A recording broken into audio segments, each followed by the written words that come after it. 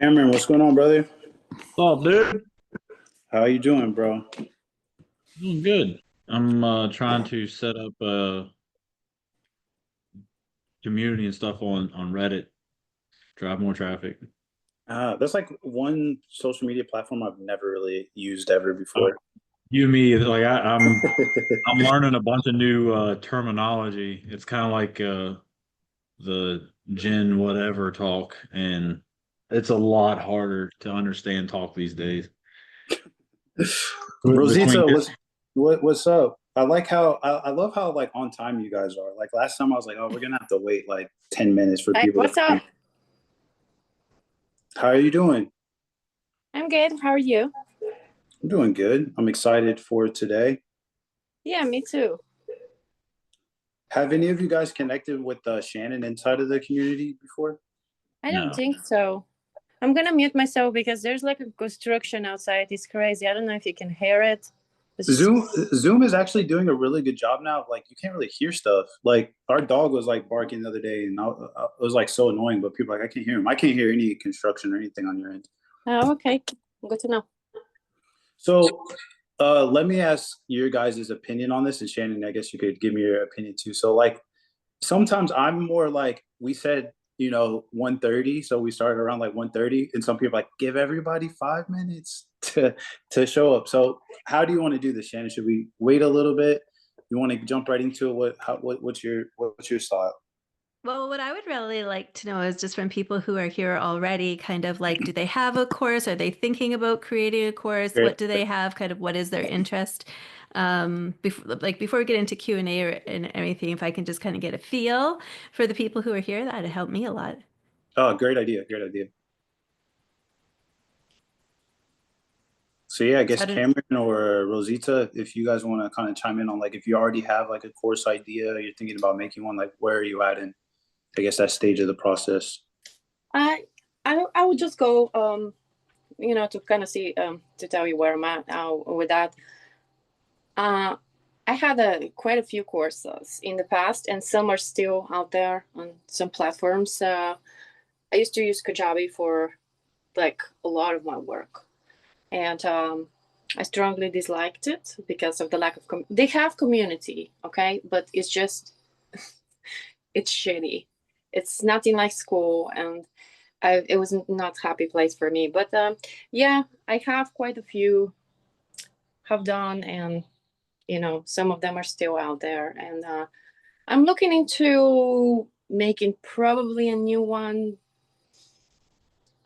Maybe not so much focusing on the course as I want to focus on the life course more because it does bring more value. And I'm looking at myself as well. I'm part of lots of community and courses, and but like outside the school as well. And I see myself getting bored with a bunch of videos and not retaining. If you don't implement something immediately after you learn it, after you watch the video or whatever, then you don't like really retain it and then delay. So that happens also with my students. That's why I'm thinking implementation of life course is crucial to if you have a digital any kind of a educational content out there. okay, awesome. Thank you for sharing. Yeah, nice to meet you. Nice to meet you too. Thank you. I Cameron, do don't. you want to go next? I was gonna say I don't have any courses. I've had several ideas, and I've put things inside the classroom, but I'm still trying to narrow down my narrow down exactly what's going on inside the community. And that I feel like for me that there's not really because I'm not teaching a skill, I guess. Mm-hmm. Depends on how you look at it, but it's mine's more like mentality. But I'm no professional mental coach or nothing. I'm giving men a space that they can go and be open and share and get ideas and that sort of thing. So I don't really feel that mine's going to be I'm not going to have a heavy classroom. Okay. The call is definitely definitely do great things, in my opinion. Yeah. Okay. That's cool. And we can talk about that too, because I think that sometimes when it's kind of more like coaching or supporting, that as you like continue to grow, you could even find that there's like questions you keep answering or topics that keep coming up or supportive material that could, be good foundationally. And then it can just be more about like creating quality content to support what you're doing as opposed to like a formal course. So we can always talk about that too. Thank you for sharing. So for Omar and Eric, before we get started, we're just kind of getting a feel for where everybody's at in their course creation journey. Like, do you have a course? Are you thinking about it? Kind of where are you at and where does your interest lie? So I don't know who wants to go next. I can jump in. Good morning, Sure. everyone, or depending on the time zone you're at. Thanks for putting this together, Dee and Shannon. I know Dee pretty Yeah. well. Yeah, talk about divine timing. So I've had a coaching offer for about 8 months now, and I got a lot of messages for folks that can't afford my program. So I think the natural course is I don't know if it's a natural course, but I decided to do a low ticket entry, a course to help others. And simultaneously, I got a client returning that wants me to help them build a course. So, and this just happened about 10 days ago. And then when I saw the message, I haven't been, to be honest, my clients, there's not that much activity on school yet. I'm keeping it and I'm active. That's why you haven't seen me, D. But as anyone knows, as any business, you have to focus on what's, at least my opinion. My opinion is what works for me is I have to focus on what's working. So that's why I haven't been on school too much.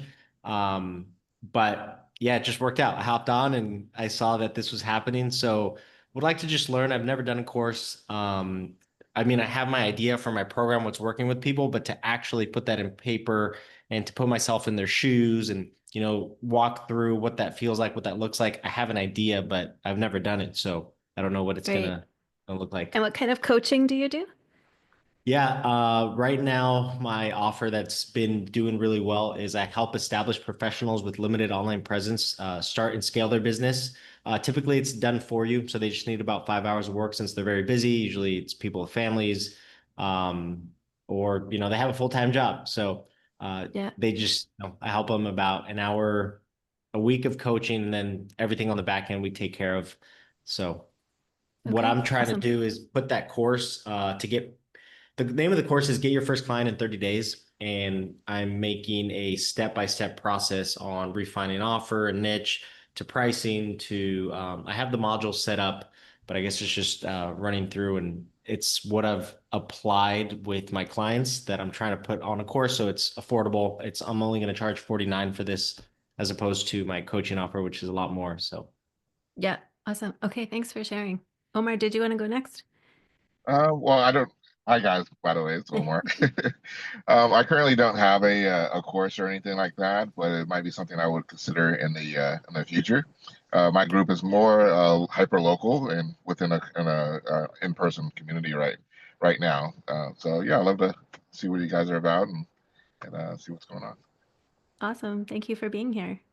Gerald, I haven't even introduced myself yet, but I'm just getting a feel for where everybody is at in their course creation journey and kind of where their interests lie.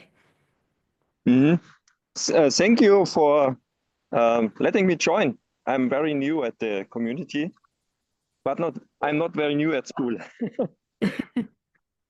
So it's Great. funny. It's funny because like I made it to where you need to be at level 3 to like join these, and then Gerald was like, "Yo, I'm at level 2. He needed like 3 points." I was like, "Bro, just drop 3 comments. I'll like them. I'll have Lauren like them, and then you're good." So he just got on here. Good to see you, bro. Awesome. And do you have a course or you're thinking of creating a course or neither? Yes, I wrote a book some years ago about writing. So because I can write with 5 letters instead of 26, and people who have the system can read it. Wow. Okay. So- Cool. And that's a very nice project.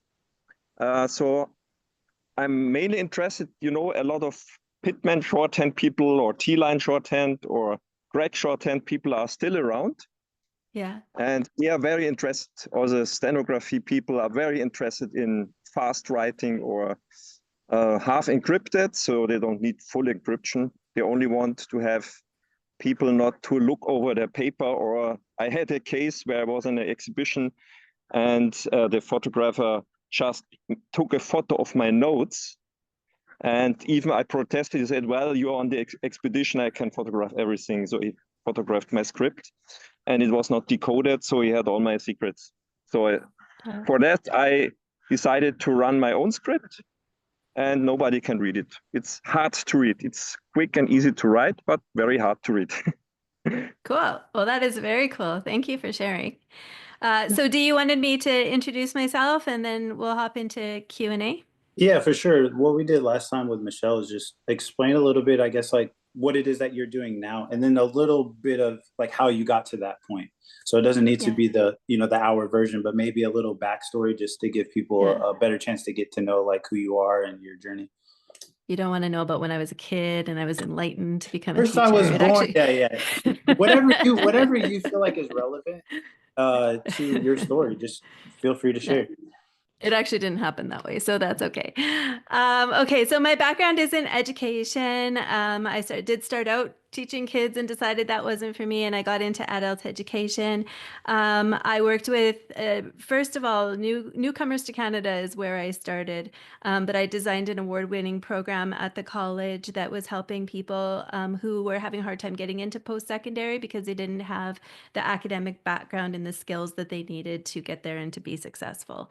So while I worked at a college, I absolutely don't consider myself an academic. I do have a master's in education, but I worked at the foundational side of the college. So what I did was all about student success, student enrollment, or student engagement, helping people get those foundational skills to be successful in learning.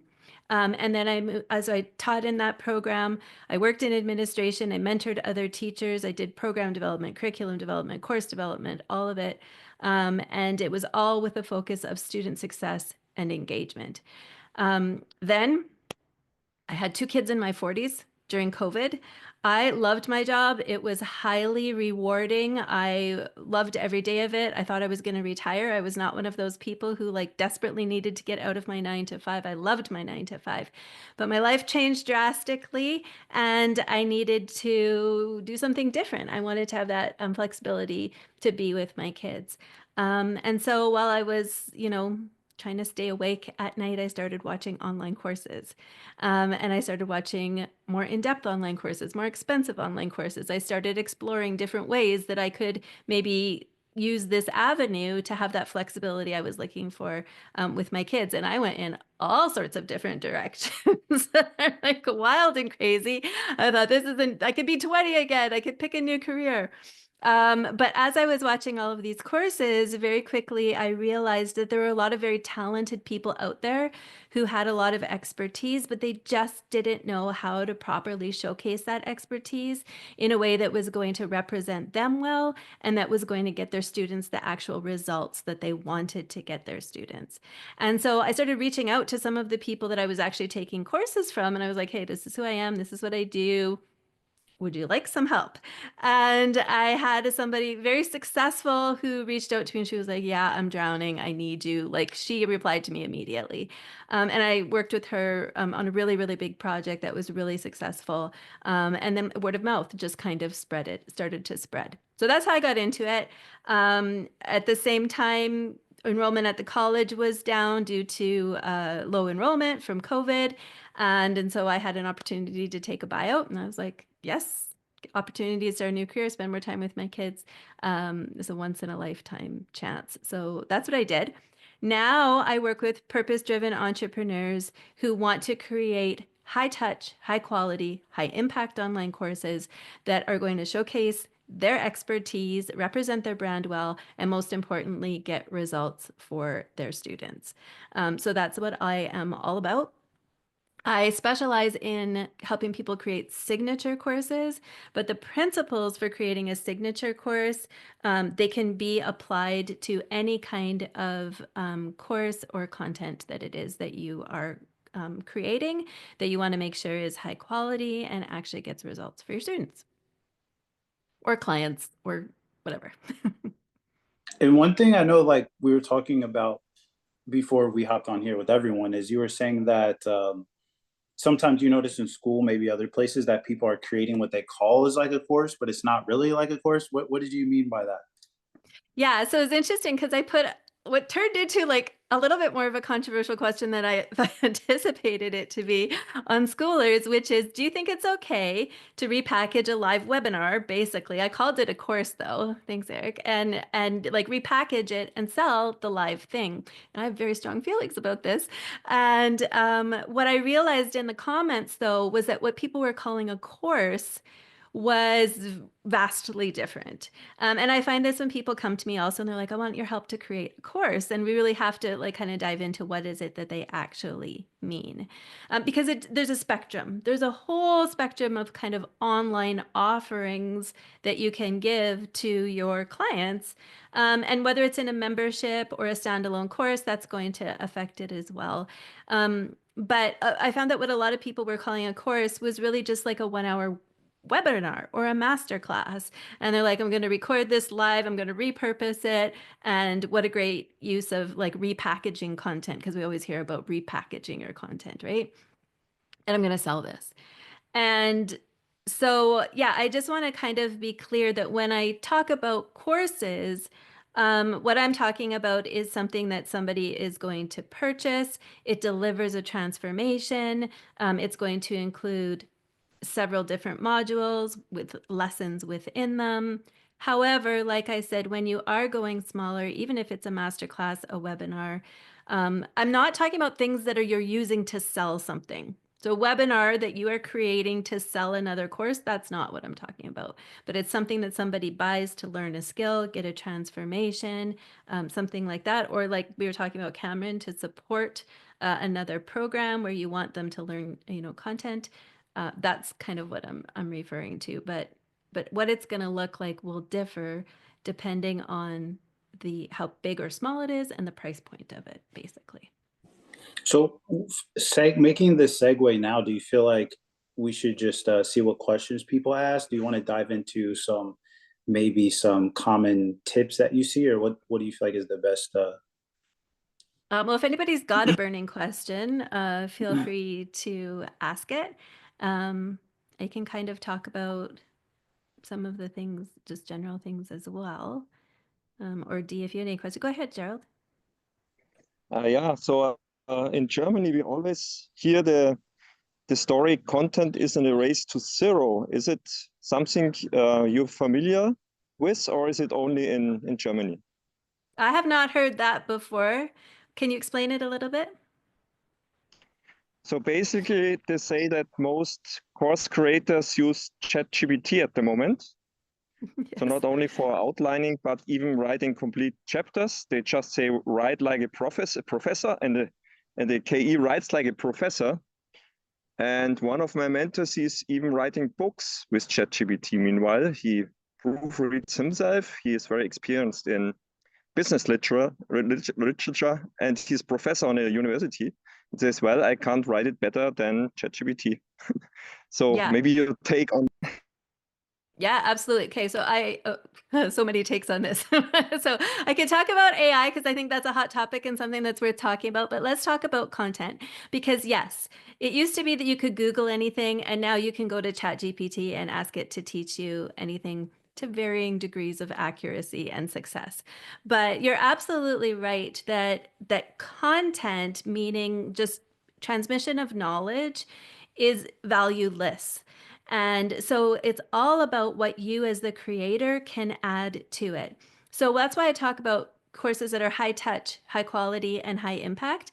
The high touch is that you are adding value by being involved, by adding your expertise, by giving your feedback, by sharing your background and your experience with the person. That's where a lot of the value comes from because no ChatGPT can do that.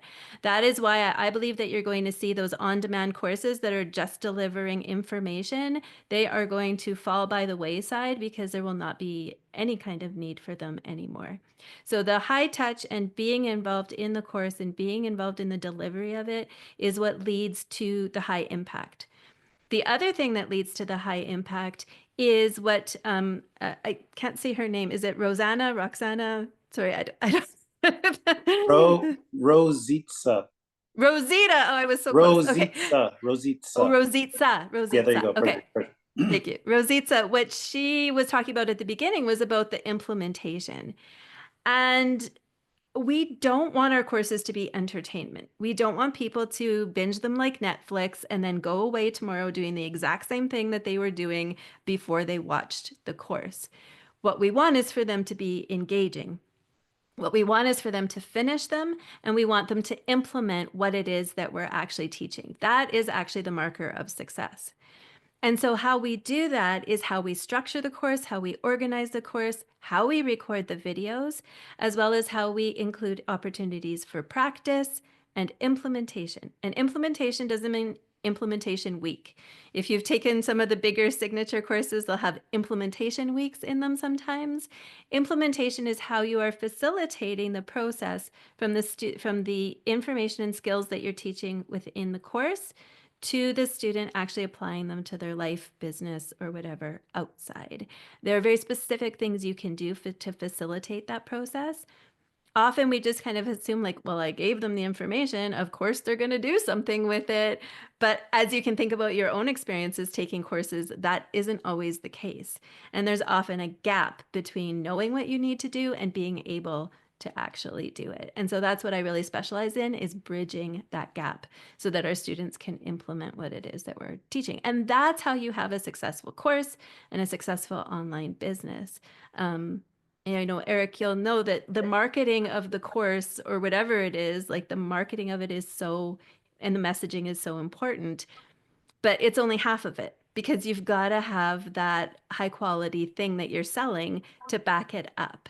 And you need, but at the same time, you can have the best course, but if nobody knows about it, you're not successful either. So I really believe those two things have to really go hand in hand. They complement each other. And so it's really important that you're going to the right person to help you with your marketing messaging, and that you go to the right person to help you with the creation of that high quality course. That was a long answer, but I hope it got to what you were getting at, Gerald. I have a follow-up question on this. Oh, sorry. Go ahead. Go ahead, Gerald, and then Rositza. I was just saying a that follow-up it question. don't make sense. Sorry. No, continue first you. I had one answer. I was just saying that it all makes sense. Totally. Awesome. Thank you. Yeah, we've got a bit of a lag, so it's okay if you're cutting each other off. We'll just wait. And Gerald, what were you going to say? So what I heard is that some people say, well, it's Kajabi or School, which might be a good platform to run the students' engagement with, because students also help each other in these platforms. What do you think about this? Yeah, so I had my course on a platform. I was going to move it to Kajabi because Kajabi is so well known, and I was like, well, I'm teaching people how to create high quality courses. Am I going to get more credibility if I'm on Kajabi? Are people going to think that I'm not credible if I'm not on Kajabi because it is so well known? I was kind of grappling with that because Kajabi's good, but there's things about it I don't like. So I was really grappling with it. And then I experienced school as a student in a membership, and I loved the platform. I loved the fact that when you go into it, it's community first and classroom second. I just feel it's so well integrated, and the user experience is really, really good. So I have moved my course onto school, but it's not without pain points, because it is not set up to be a platform for a signature course. And so I'm actually also hosting it on another platform so that when students are no longer members, they can still access it.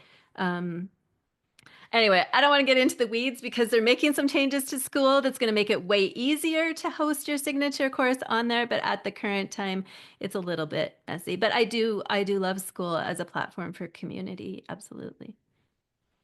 I had a quick question. Yeah.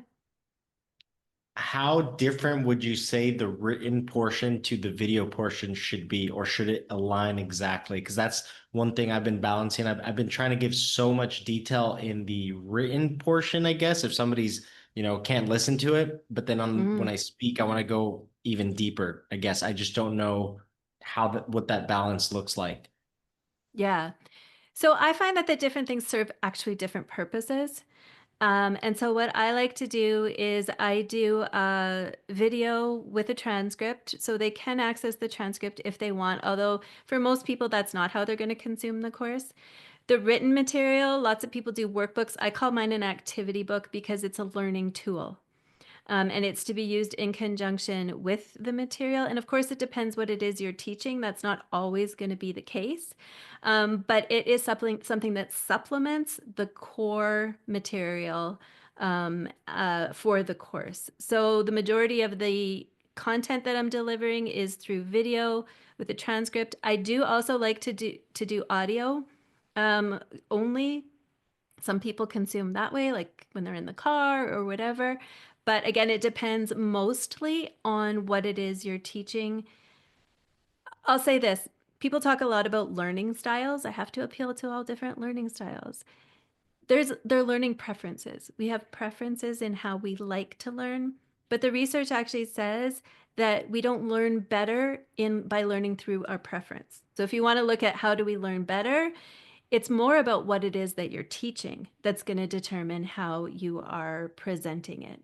So if you think about driving a car, there aren't some people who are going to learn to drive a car by reading about driving a car, and some people who are going to learn by listening, and some people who are going to learn by doing. No, we're all going to learn by doing and watching and reading. Like that's going to come into play. So the first question is, what is it that you're teaching, and what is the best way of delivering that material so that the students can basically pick up what it is you're putting down? Like that's ultimately what you want to have at the forefront of your decision. And then how can you supplement it for people who maybe need it? And accessibility is also a consideration, right? Like when we talk about accessibility, so people who are blind or deaf or have other challenges that they may need the information presented in a different way. Does that I feel help? like that would be a great resource if you don't already have like a like you were talking earlier about like lead magnets or something, like where if someone Yeah. could do like a questionnaire and it's like, here's how to determine what teaching style your course should be in. Because I think that's something we all kind of struggle with. It's like, Mm-hmm. and then I think the issue is people are trying to sell you what they do. So for example, if I help course creators be on video, they say writing is dead, no one reads, you gotta do. So it's like everyone's just trying to put you to do this is the best way, so people are just doing it one way. But I Yeah. think, like you said, if you can determine, like based on what you're teaching mixed maybe with your personality, what would be a good way, that could maybe be something that could be helpful. So absolutely. And even like within my course, the frameworks that I use, they're a starting point. I always say like, this is a framework, not a formula. You have to use your critical lens and your judgment to tweak it. And along with, my guidance, obviously, but you have to look at what is your teaching style? What are you teaching? Who is your audience? Because all three of those things are really going to factor into how it is that you want to present your information. So yeah, there's quite a bit to consider when it's not just do what you have seen done. In fact, I would suggest that if you want to do it well, it's probably do differently than what you have seen done. But yeah, there's some important considerations when you're making that decision for sure. Go ahead. Go ahead. So I heard, for example, this audio podcast in an interview style is very well accepted. If you have two moderators and they transport the knowledge and one has maybe more experience than the other, I heard this is very well received recently, this podcast, and you don't need even a video stream on this. What do you think about this? Well, again, I think it goes back to what it is that you're teaching. So if you're teaching something that can be transmitted mostly orally, then that could be a good style. And again, what your audience is used to and what they have the capacity for. Something that's done in a podcast style is going to be longer in duration. And so if your audience is busy stay-at-home parents or busy executives or younger audience with a very limited attention span, that might not be the best for that audience. So again, it goes back to like, what's your style? What is it that you're teaching and how do you need to teach it and transmit it? I need visuals for what I teach. I could not, I mean, I have a podcast. I teach a lot in my podcast, but for my course, I need visuals. I need that to support what it is that I'm talking about, which is why I do videos. So yeah, it can be successful, absolutely, but not for everybody. I think for me, the most frustrating thing, and I maybe other people feel like this too, is like you're like, okay, I went through all of the trouble of learning how to do this thing. Now I want to teach other people how to do it. You create it, they have it, and it feels like, dang, they have access to all this gold, and they're just letting it sit there. And so it's like, Yeah. I feel like the solution most people have is you're DMing people, you're following up with them, you have these email maybe automations, and it's like, get in the course, get in the course. And it can kind of feel like maybe like babying them. And it's like, how, I guess the question is like, how you talk about like, how do you facilitate them actually going through it, and not just going through it and watching it, but implementing it? What are some ways that we can do that to where it's just not a course that's done and just sitting there, but people are actually getting the results from it? Yeah, good question. And I see this all the time, even in like really successful courses where they'll have resources like that nobody sees and nobody knows about, and they have no idea they're there and they're not being made use of. There's a lot of factors to the answer, Dee, and I think one of them is it is much harder in a free community or a free course than it is for one that people pay for. This one thing the gurus get right is when people pay, they pay attention. And the more they pay, the more they're invested in it. So when you're doing something for free, you have a much more difficult task to get people to engage with your material. Now, I said I love that in school, when you go in, it's community first. But again, if the emphasis is so much on the community, then you have to be very intentional about directing people to the material within the course and letting them know that that supports them. And it's not just telling them, it's showing them. And again, facilitating that process. I had another thought that just escaped me. But yeah, I think the most important thing is like, what do they want to get out of it? And then how is that going to support them? Memberships are more difficult than courses, again, because memberships are more open-ended than a course that kind of has a start and a finish. In your situation where you have this like free community, and then you have this support in the classroom part of it, or anybody who kind of has that situation, what you want to do is when people come up with questions, you say to them, like, there's a really great lesson on this in this part of the course. Go take a look at that, and then let's continue this conversation. You want to be able to direct them to it. You want to show highlights. You can do challenges, monthly challenges, where you're focusing on a part of the course or something that's in the curriculum. Shorter. This is what I was talking about this morning in schoolers. The shorter, the better, because there's actually research that after 6 minutes of a video, you'll have attention span drop off, and people will not continue to watch it. So the shorter, the better. That always helps.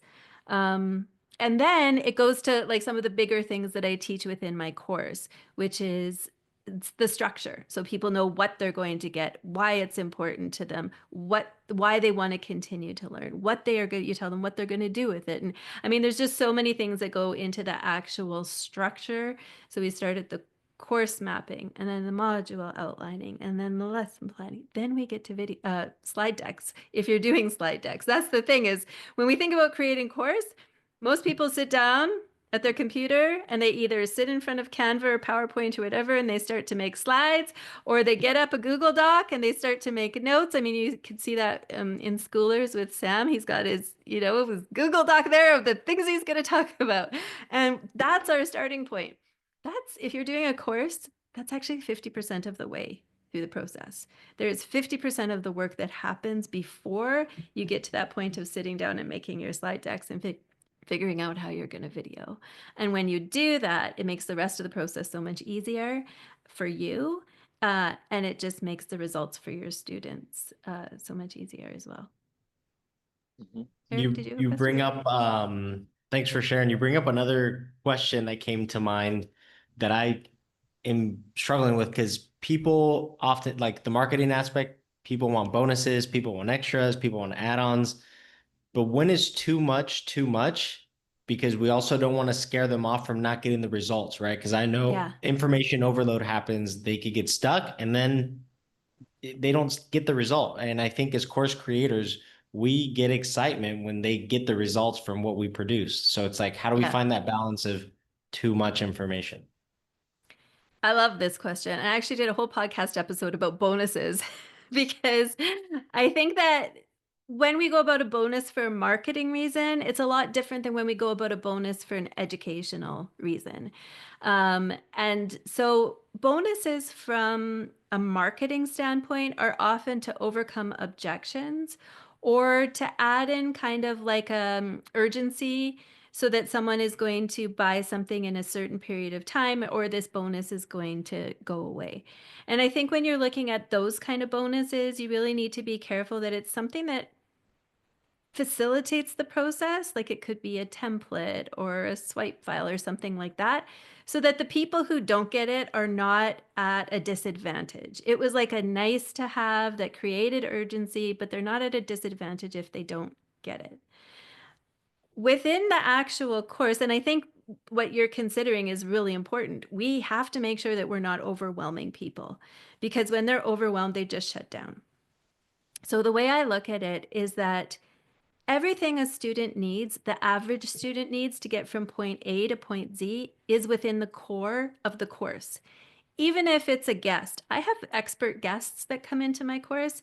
Some of them are bonuses and some of them are within the actual course itself, because that is an important component that people need to get from A to Z, but it wasn't my area of expertise. So I brought somebody in for that.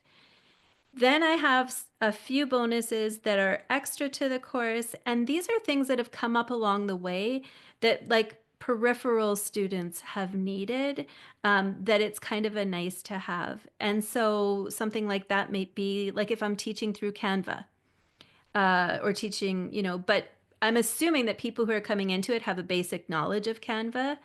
I don't want to teach it from scratch, but maybe there's a handful of people who don't. And so I might have that as a bonus. New to Canva, here's a how to get started sort of a thing. You got to be really judicious though about those decisions and really looking at why is it there? What's the purpose? What does it serve? And when you're dripping it out as well, it's okay to give bonuses after your course is over. So if you want to say a bonus to this is blah blah blah, and you will get access to it, like let's say it's an on-demand, not a cohort-based course, and the course lasts 8 weeks. You could say you'll get access to this bonus at the end of the 8 weeks or something like that. But yeah, I think that you have to be really careful about it. Know why you're doing it. What purpose does each bonus serve? Don't just throw it in there. That's the thing too. People think the more I put in there, the more valuable it's going to be and people are going to buy it. No, when I see a course that has a ton of bonuses, I actually don't buy it because I know the course is going to be disjointed. It's not going to be well organized. There's going to be gaps and holes in the core content of the course. And this person doesn't know what value actually means. Value means that you're getting the person the transformation that you're promising in the most efficient and effective way. It doesn't mean that you're giving them a ton of content. What about like so let's say like with school, right? Like how you mentioned that it's like community first. I think maybe a good starting question is how do you know if what you're teaching should even be a course or should it just be something that comes from the conversation? So let's say for example, if I'm doing like a meetup at my house, like let's say like this, like some stuff is going to be conversation. I don't need to say, hey, you need a course as well. But there might be some things for like what you're doing where it's like, okay, there's certain things that you don't know about building a course. So I need to have a course that way I can make sure that you know the information. How do you know like what's a good way to tell like what should be a course and what shouldn't, especially with school where it's like community first? Does that make sense? Yeah. That's again a good question. I think I would base it on the degree of transformation. The degree of transformation that you're trying to get somebody in the period of time you're trying to get it. In something like this, what we're doing today, I'm going to give everybody some information. They're going to walk away with a few tidbits that they'll be able to implement. But nobody's going to walk away from this today knowing how to create a course or even how to map out a course, because that's a much bigger degree of transformation that's going to require a lot more teaching and a lot more organization and intentional thought into creating that. So that would be a course. Even if I want to teach you how to map out your course, I have a mini course on how to validate your course offer. So I can give you guys some tips and tools today. I could give you a short teaching about how to validate your offer. But in terms of the actual process to go through, the step-by-steps, and what's going to get you like the greatest results in the most efficient, effective way, that's going to be a mini course or, a micro course. So look at what's the content, what's the intention, what's the transformation. I think that's really going to dictate, is it a course? Is it a masterclass? Is it a conversation? And so Dee, like I think even within something like this, you could say, okay, in the month of July, we are going to focus on blah, blah, blah, whatever a big need that you see in your community.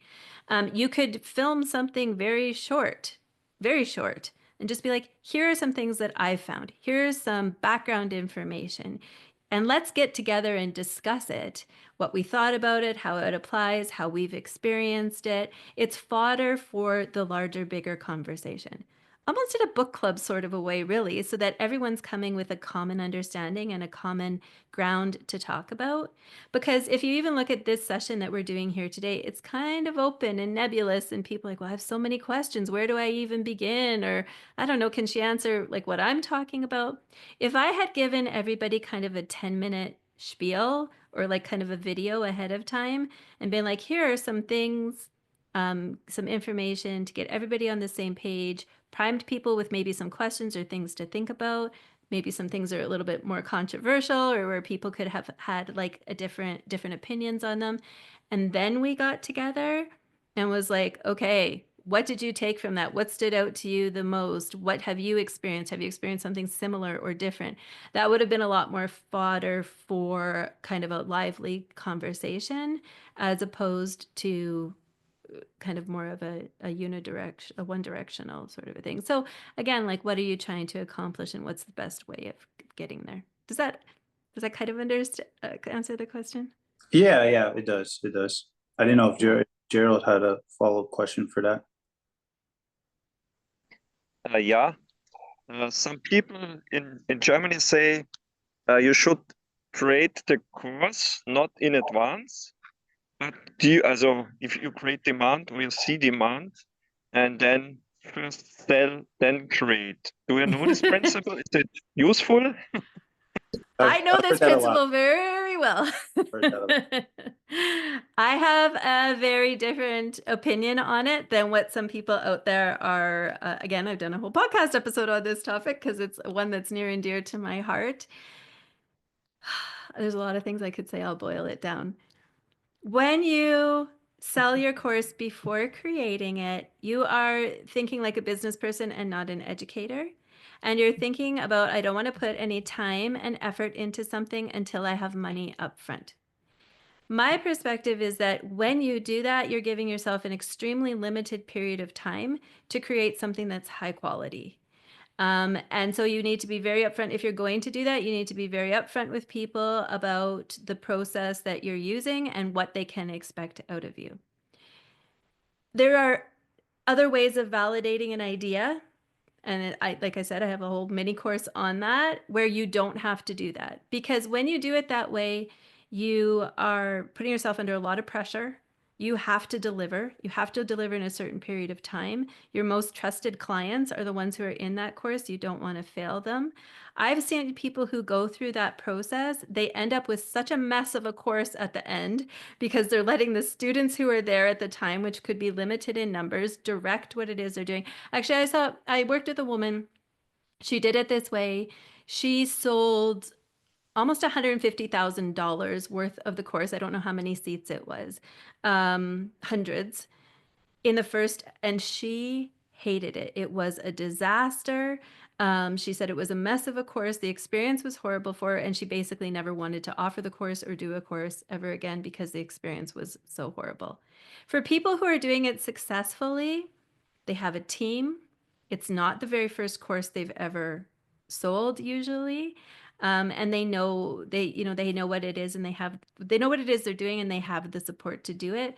And they're probably looking at a smaller course as opposed a very small course as opposed to like a bigger kind of signature course sort of a thing. So is it always a bad idea? No, but I have seen it go sideways in more ways than one. And I think it's a kind of a proceed with caution. There are better ways to do it as far as I'm concerned. But having said that, should you create a course, a full course in isolation and then put it out there and hope that people buy it? Absolutely not. Like both sides of the coin are equally risky. So it's the middle ground, I think, where you can really find the best approach. And I heard another thing where the people say instead of a full course, they just want to make a deep dive with students who succeeded in this course. So they make it just in the classroom. They have 4 or 5 deep dives, and to just ask the students how they proceeded and what they gained, and just replacing testimonials by this way. What do you think about this? I'm not sure I understand. I've never heard of that before. Can you explain a little bit more? Yeah, for example, I know this professor in Germany. He sells courses how to create a community and to scale it. And some of his students were very successful. So one lady, she created a book club, and so she was able to monetize her community with this book club. She was teaching people how to write books and publish on Amazon. And I think she made 20K a month. And then he just asked her to give an interview, and he called it deep dive. So just to practice study or something, sure to attract other people to buy his masterclass. Of course. Yeah. So it's like it's a marketing tool. It's an extended testimonial, really. Is that kind of what you're talking about?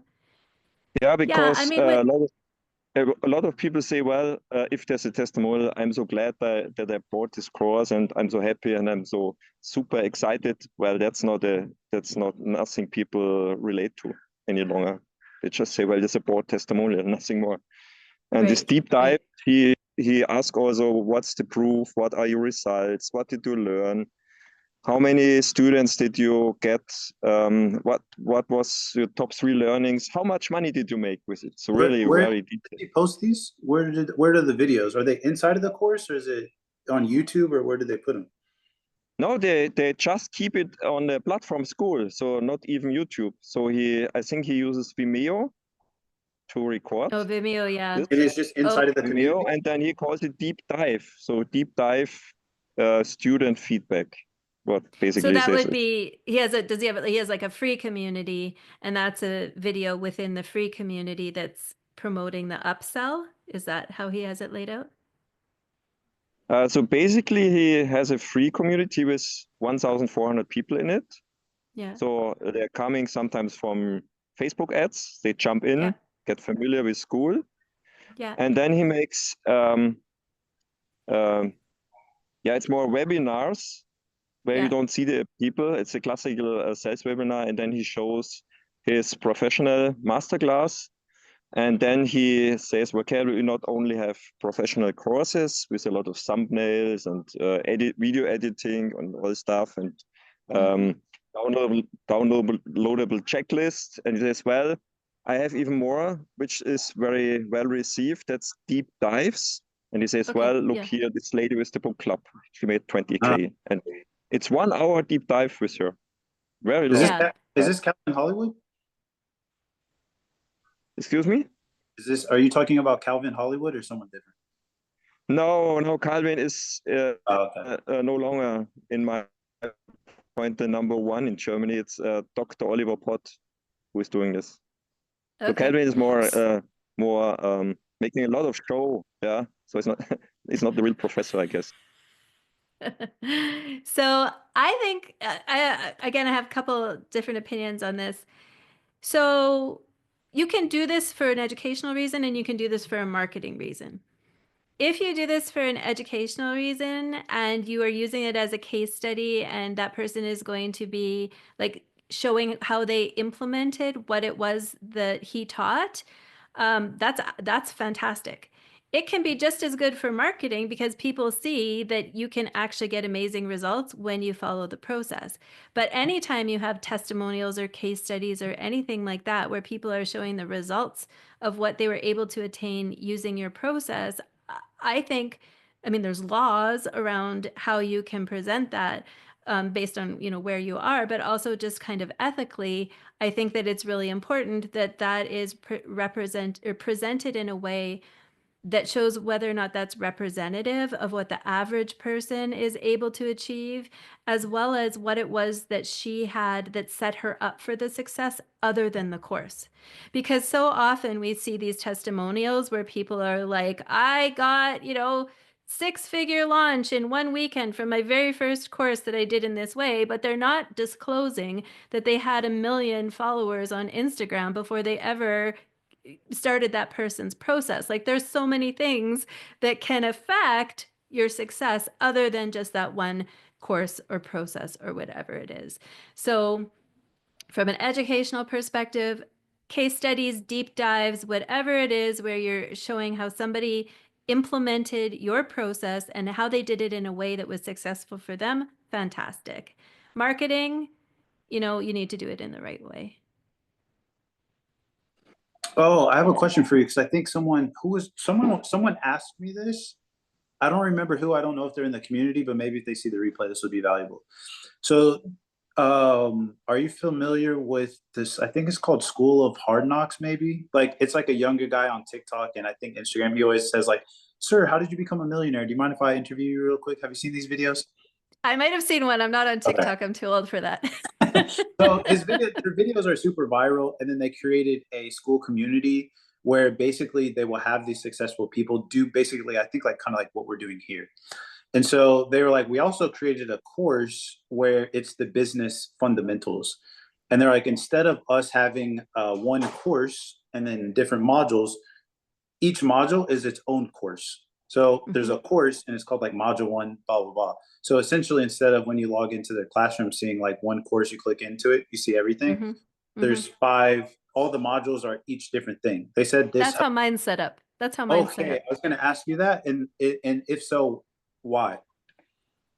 So, okay, that's how mine is set up so that when you go into the school classroom, each module is what would be considered a course in school. And I think this is some of the reason why when we're talking on the schoolers platform, there's so much like people are talking about different, they think they're talking about the same thing, but they're actually talking about a lot of different things because it's called a course in school. And so the course is just a container.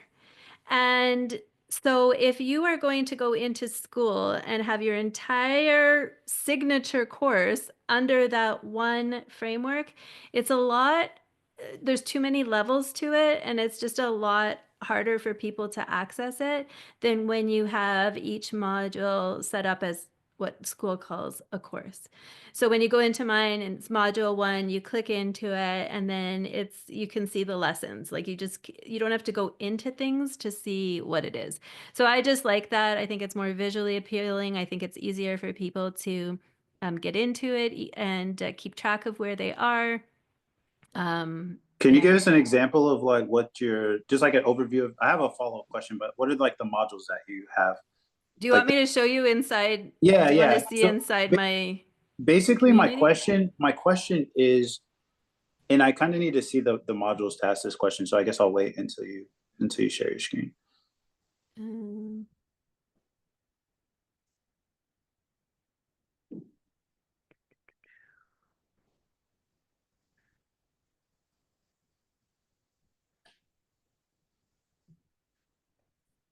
Okay. So this is my classroom. So this is the foundational module, module 1, 2, 3, 4, 5. And I've got some tools and bonuses for people who buy. So I do something a little bit different where I allow people who come into my community to buy one module at a time, or they can buy down here, they can buy, okay, sorry, let me back up. They go into the community, they get access to the foundational module and module 1 for the price of the community. Okay. Then if they want to continue on in the course, they can buy module 2, module 3, module 4. However, after they've experienced module 1, if they're like, I'm all in, I'm doing this, then they can buy the rest of the course in one, and then they get these 4 bonuses nice. here when they buy the whole course by itself. So this is kind of a little workaround that I've done. People can still buy my signature course on a platform outside of school, and I give them access. I just invite them into my school community and I give them access that way. So right now I've got the 2 things going on as kind of a workaround. But yeah, and so then when you go into the course, so this is what it looks like. So this is my activity book. Yeah, it's nice. linked there. And then these are the modules within. My question was going to be like, and I guess people could do this, like, I guess a typical course, instead of just having all the lessons like you do, it would be like module 1 and you got to click it, it opens up, and then you have all the other ones, and it can be super long if you open all of them. Is like, and again, I guess people could do this in a typical course, but the thing I see people doing is going, let's say if the first lesson, the first module is like how to determine your course idea. And people go, oh, I already know that. I'm going right to module 2. And they just skip all of that. And they just look like the module names of what you have and like, I don't care about that. And they just only go into this. And they never get the information in the other modules that set them up for success in this one. Yes, that's an issue. Okay. That's an issue. And so in my other my other platform, I have it dripped out over the course of 8 weeks. Because for that very reason, I think that it's ideal, because I know people are going to skip over stuff that I know is important, but they don't deem as important. At the same time, there's another school of thought, and it's called andragogy, which is the principles of adult learning.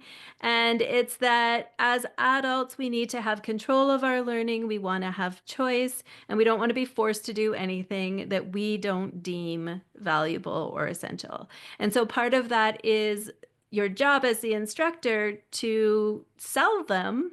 People think the selling's over once they've paid. We need to sell them on every step of the process. We need to sell them on the next step. We need to sell them why this module is important. And so within school, I tried to be a little bit, I'm a controlling person.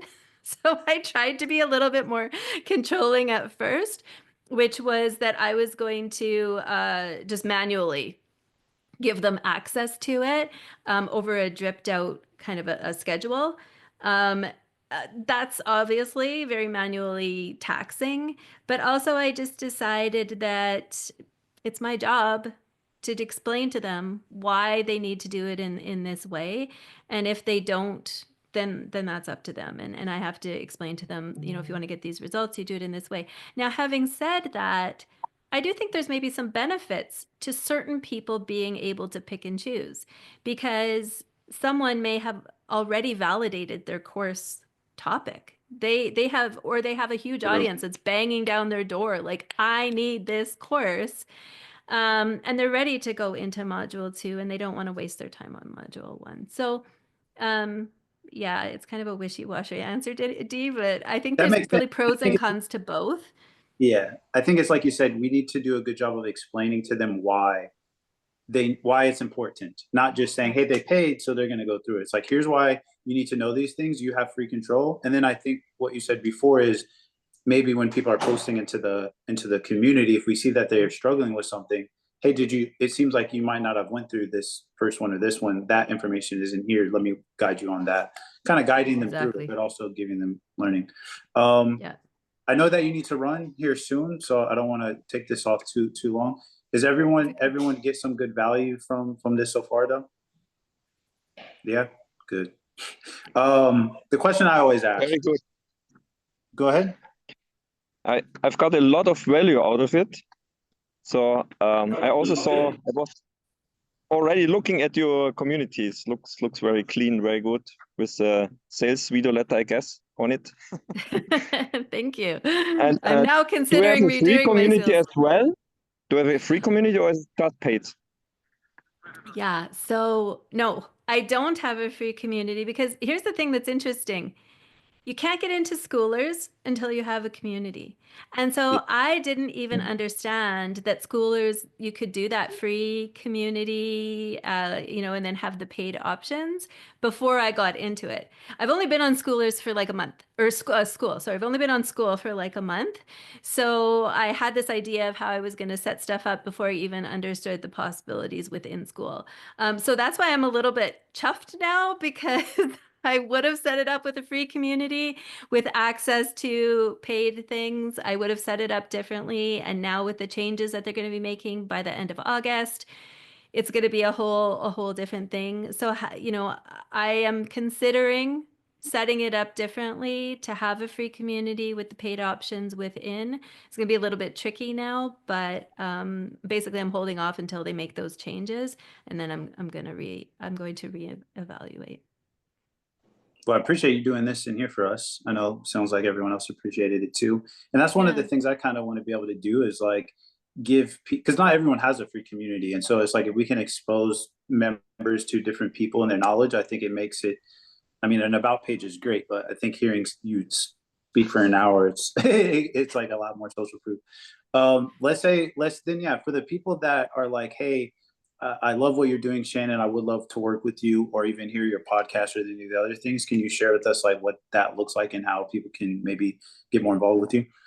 Yeah, thank you for the opportunity.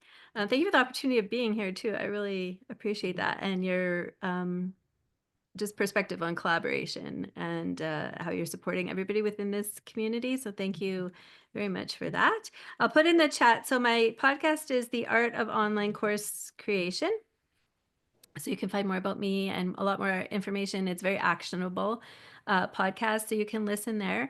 Of course, my school community. So you can find me on school. It's called the Build Lab.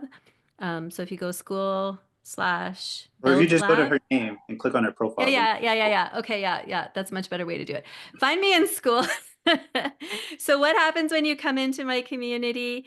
You get access to the foundational module and module 1, which is going to help you pick a course topic, validate that topic, and then figure out what kind of course, because we talked about the spectrum, what kind of course and what kind of delivery mode is best for you.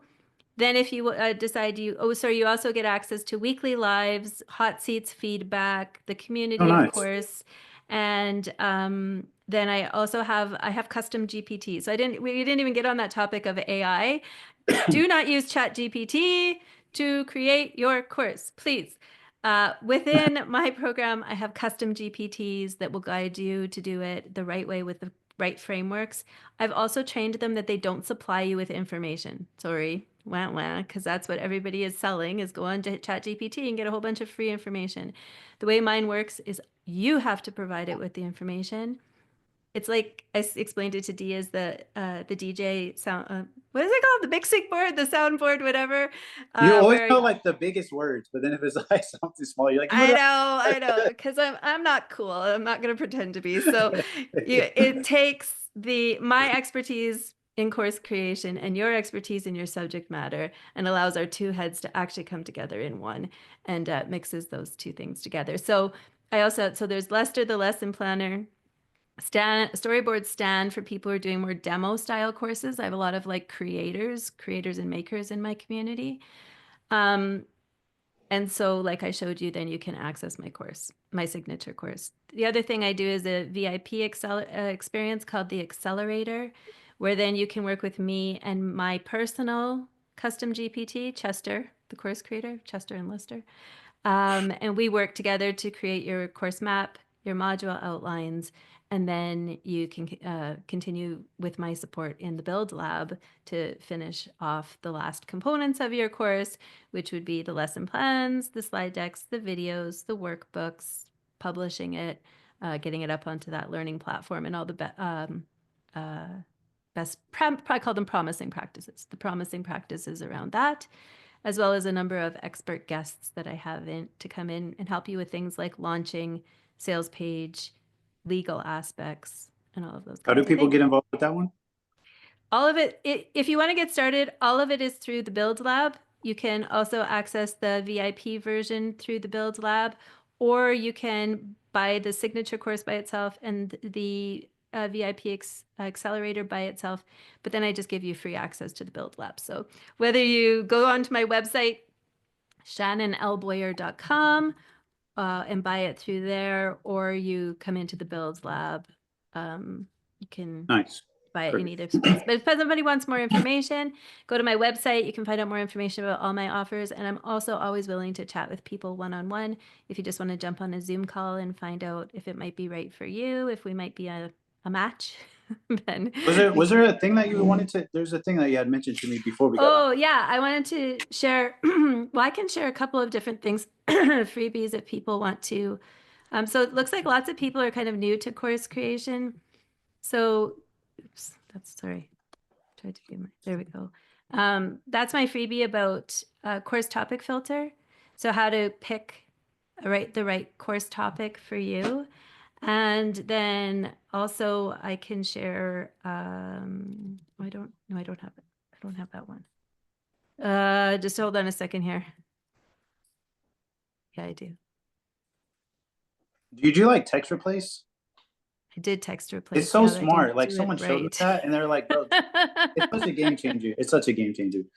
It is a game changer if you do it right. Yeah.